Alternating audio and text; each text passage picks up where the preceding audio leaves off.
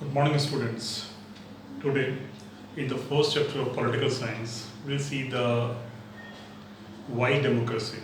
In the first part, we have discussed what is democracy. Now we will see why democracy, as well as we try to find the good points as well as bad points in the democracy. You know what we are discussing is democracy, and democracy is a form of the government which is it is called representative form of the government. We have no direct democracy. Actually, no country in the world is having direct democracy.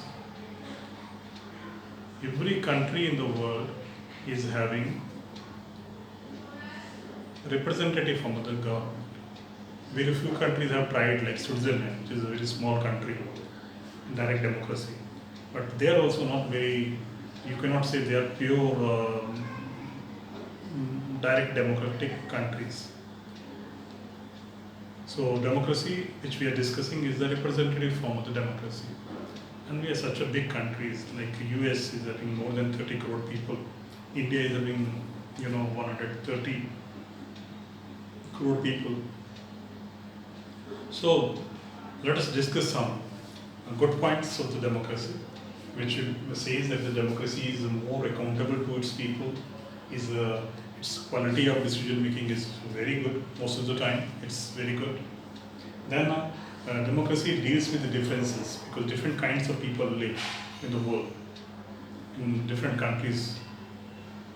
Earlier, means before the globalization, um, there were some homogeneous countries in the world. But nowadays, most of the countries they have become very heterogeneous. It's different kind of people they live there. So there are chances because differences are there are conflicts, and democracy deals with them better. Now, it enhances the dignity of its citizen. Means citizen feel good in democracy. They have the feeling of equality. There are no discrimination in the country. Everybody is having the right to become its leader, participate in the system. So democracy enhances the dignity of citizens. Then democracy corrects its own mistake. Whenever mistakes are always possible. So when decisions are taken, sometimes decisions become wrong, faulty decisions are taken. But there are course corrections, means the leaders, they have to correct themselves. Now, let us come to the demerits of the democracy.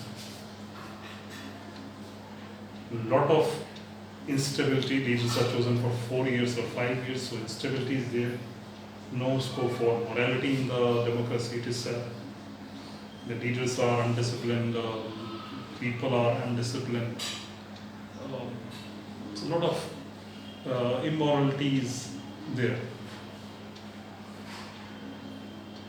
Then decisions are slow, delay in decision making. And lastly, we say that because of the leaders think always about elections, so it results into the corruption. So after discussing merits and the demerits, what we conclude? We have come to the conclusion that democracy is better than the other form of the government. Reasons? Because when you see other form of the government, like monarchy, where the king or queen is the ruler, hereditary form of the government. Then you are having dictatorship, when the power is taken by military rulers or powerful leaders of the country. That is called dictatorship.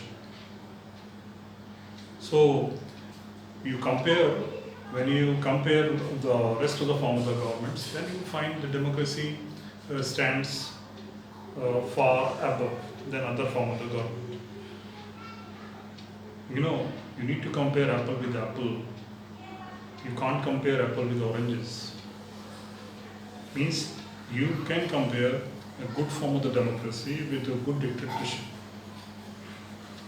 You need not to compare a very good kind of dictatorship with a poor kind of or average kind of democracy. So now let us come to our next topic. We want to have broader meaning of democracy. Can we apply democracy besides the government?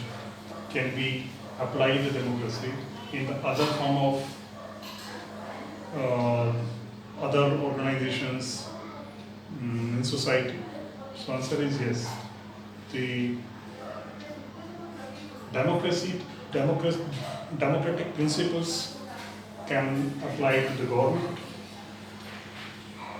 that we have discussed so far, but democratic principles can be applied in the family. Suppose you are going to buy a car or purchase a new house, or you're discussing your career.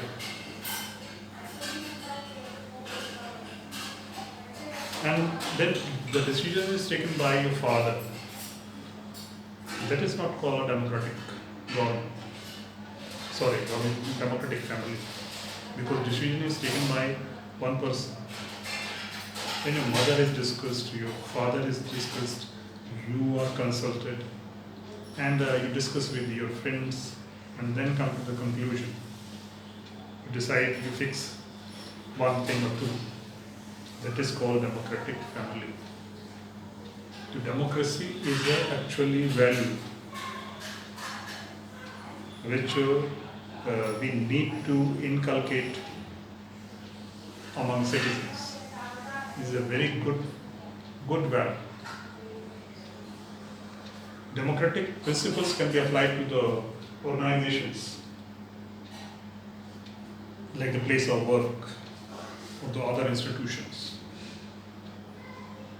So where decisions are taken in consultation with people. So that is democratic form of the organization. So democracy is a value which is not only confined to the government. It should come to the every part of the society, from family, society, institutions, organizations, democratic. Now let us come to our concluding part. We conclude the lesson that democratic principles should be applied not only for rulers but for citizens as well. When citizens have access to the resources, equal access to the resources, then you call a democratic society.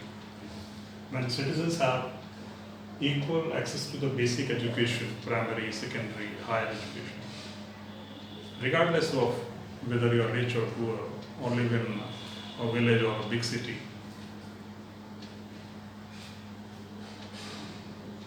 health facilities should be available to all the people. You have reach to the information, you get the information, right information, in a transparent manner through the media, through the newspapers, or through the television. So that is called a democratic value, democratic system. So with this, we conclude the lesson. Students, we will meet you in the next clip. Till then, goodbye.